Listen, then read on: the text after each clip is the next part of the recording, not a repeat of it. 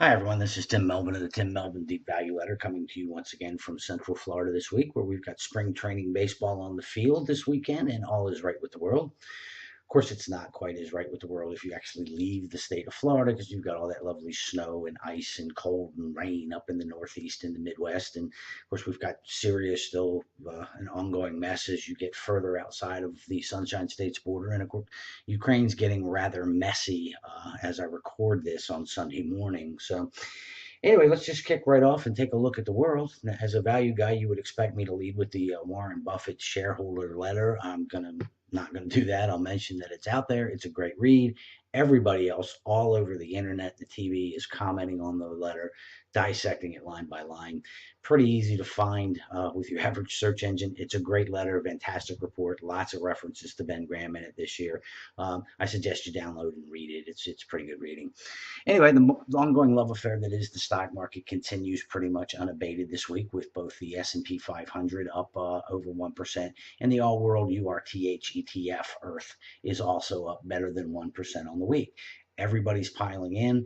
Nothing matters, certainly not earnings. The Ukraine geopolitical situation, low interest rates absolutely trump everything. Now, interestingly enough, read several reports that came across my desk this week that indicate that a lot of the major analysts and strategists think we're in the fifth or sixth inning of this move. One of them even compared it to the United States in markets in the mid 1990s, specifically 95, 96, where you had an improving economy and stocks were starting to get quite overheated, but had a long way to go. He referenced some of the sectors such as biotech and certainly the social media and some of the internet related companies as starting to be in the early phases of a bubble. Is what he called it.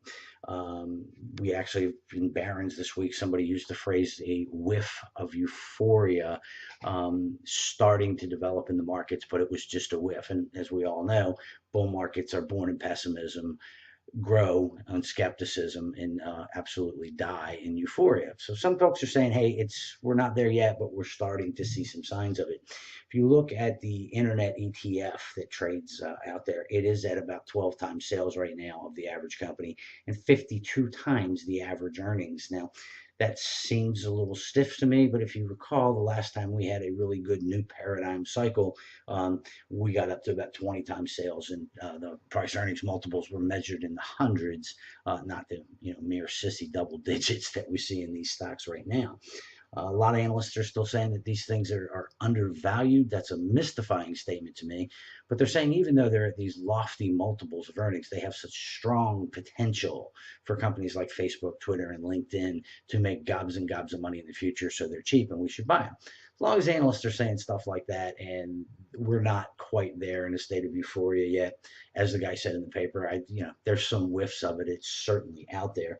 Uh, Michael Barnett of Merrill Lynch said in Barron's this week that such things are only going to die when we see tightened monetary policy. And although we have taper in place, and it is starting to bring down the pace of the bond buying, we very much have an accommodative monetary style. And Janet Yellen told Congress this week that she sees that staying in place for a while. We're going to have low interest rates for a very long time, possibly towards the end of 2015, even 2016, before we see anything even vaguely related to tightened monetary policy. So we'll see how this plays out. I absolutely no idea what the stock market's going to do from day to day, week to week, or even year to year. You can count me among the skeptics. There are a lot of things like market cap to GDP, the Shiller PE ratio, the Tobin Q ratio, and the Value Line Median Appreciation Index that tell me, we're definitely on the high side of fairly valued in the U.S. markets, and it's time to be cautioned. However, I'm a terrible market timer. I'm probably the worst one on the planet, so I wouldn't listen to me for short-term market advice. Does leave us something of a conundrum. What do we do if we're a skeptic like me, focused on valuation, and the bulls turn out to be absolutely completely right, and we have another couple years of this in front of us of just appreciating stock prices, maybe a little bit more volatility, but some pretty solid gains still to go. Well, you can chase the internet darlings. Feel free to do so. When we do hit the wall, you will be in the lead car and sustain the most damage. If you look back to 1999, 2000 as a guide for what hitting the wall looks like, most of those stocks have not recovered anything close to the valuation peaks that they reached back then. We call that a permanent loss of capital. It's money that you've lost and you're never getting back.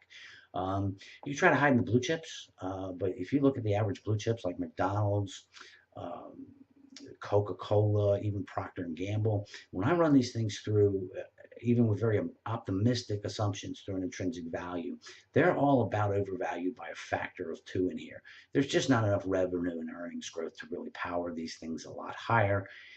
They've all got a beta pretty much close to 1. So whatever the market drops in the next decline, that's pretty much what they're going to drop as well. So I don't consider that to be a fantastic hiding place at this point in time.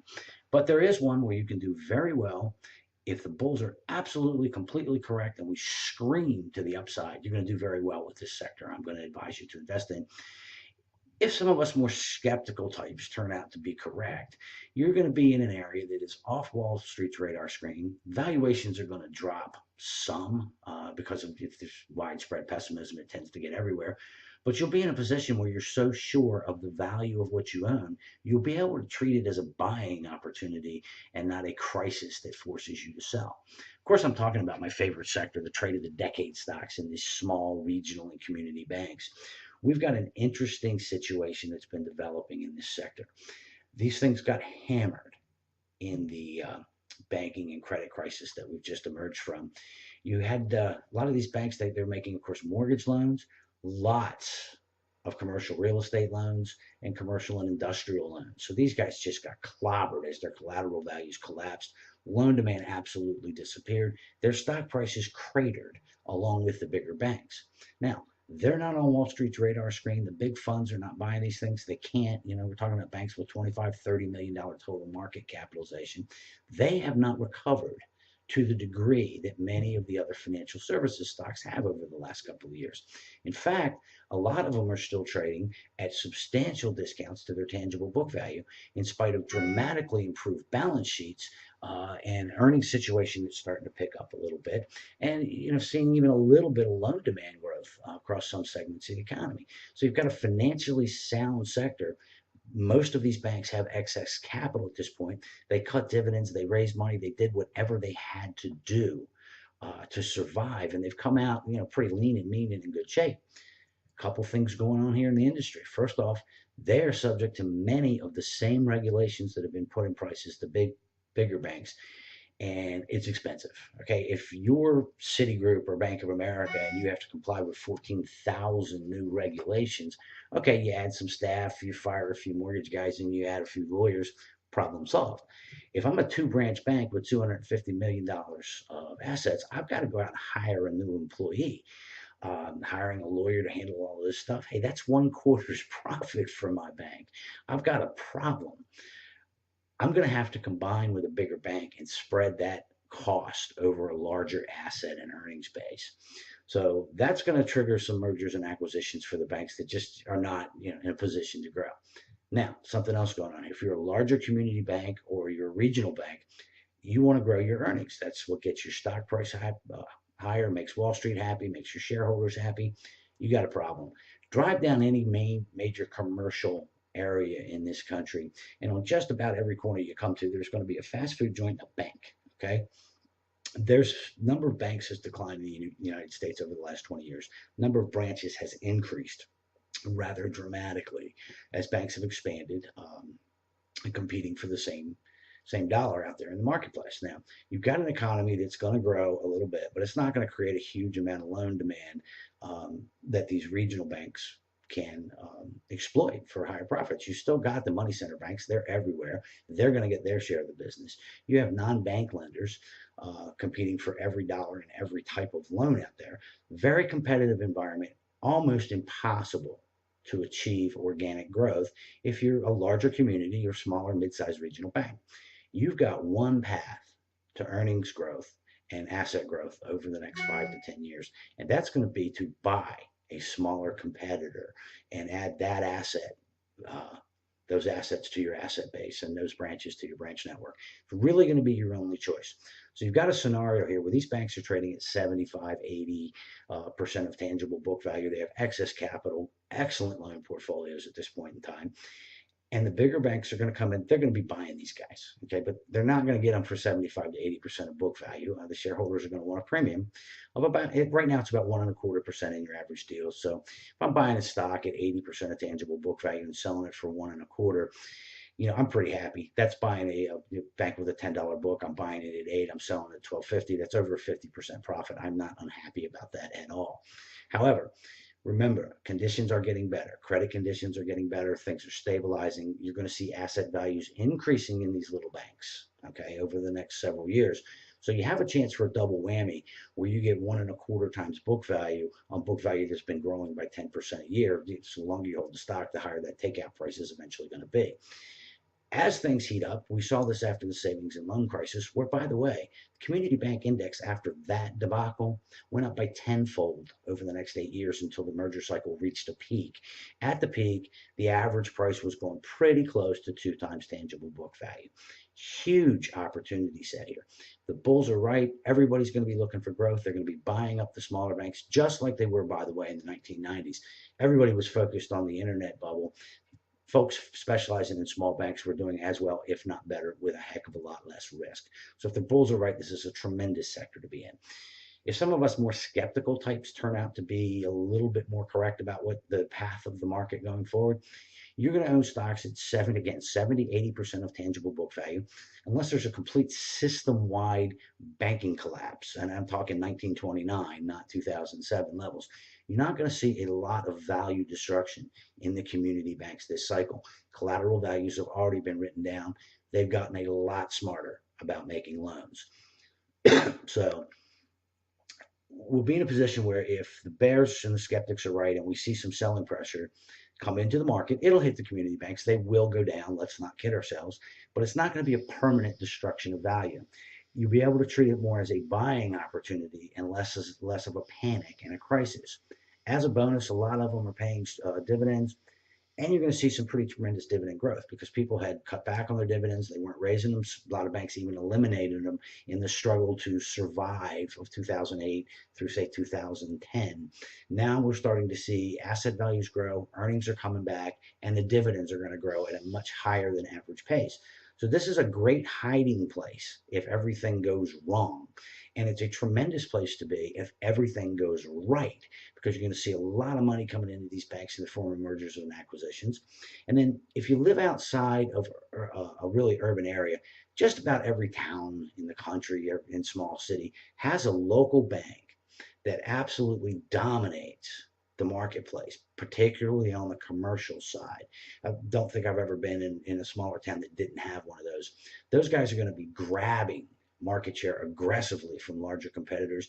They won't have to sell. They'll have enough money coming in the door to deal with the regulatory issues, and you'll see a huge multiple expansion of price to book value and price to earnings in those few dominant community banks. So you just got this enormous win-win situation going on in community banks. The ones that survive are going to see their stock trade at much higher prices over the next decade. Those that don't survive, well, the failures are pretty much off the books. We don't have that many bank failures. The ones that don't survive, I'm talking to the ones that get taken over. If you buy this small bank at 80% of book value, you're looking at least probably a 50% profit on the upside at the early lower price stage of the merger wave that I see developing over the next several years. So you got a win-win. The bulls are right, you make money. The bears are right, you have some volatility, but in the long run, you still make quite a bit of money. So that's where I would be focusing my attention as an individual investor, non-billion-dollar hedge fund. I'd be focusing on these small community banks as a place that has the most profit potential and also the best hiding place because Wall Street's just not involved in these stocks. I really think it's the place to be. I have the Banking on Profits newsletter to help you take advantage of everything going on in the small banks. And we just put out a really cool report, 10 tiny banks for huge profits, that identifies 10 very small little banks that I think have huge upside over the next 5 to 10 years. That's all available at marketfi.com. Anyway, got a big week coming up. Lots of spring training baseball. I've got my Major League at the Bat app all ready to go. Be watching that on my iPhone when I'm not working. We have a ton of economic news coming out this week. I'm going to start off Monday with ISM manufacturing and vehicle sales, potentially market moving numbers, both of those. Not much due out Tuesday. Good thing it's Mardi Gras. Be a whole bunch of drunk folks all over the country on Tuesday. Probably starting about noon. It's like preseason St. Patrick's Day, if you will, these days. It used to be very much confined to Memphis, New Orleans, Mobile, Alabama. It was kind of a southeastern thing. And Mardi Gras is not really that anymore. It's just a great time and excuse to hit the bar early. Fortunately, nothing much due out Tuesday.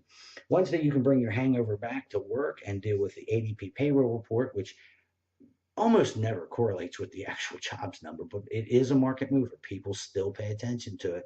So that report comes out, it could move the markets around. We've also got the beige book. That's a lot of fun because folks are going to go over every sentence, trying to figure out exactly what they mean by each and every word as a predictor of the economy. Usually doesn't actually play out to mean much, but again, people are going to pay a lot of attention to it. Could move markets one way or the other.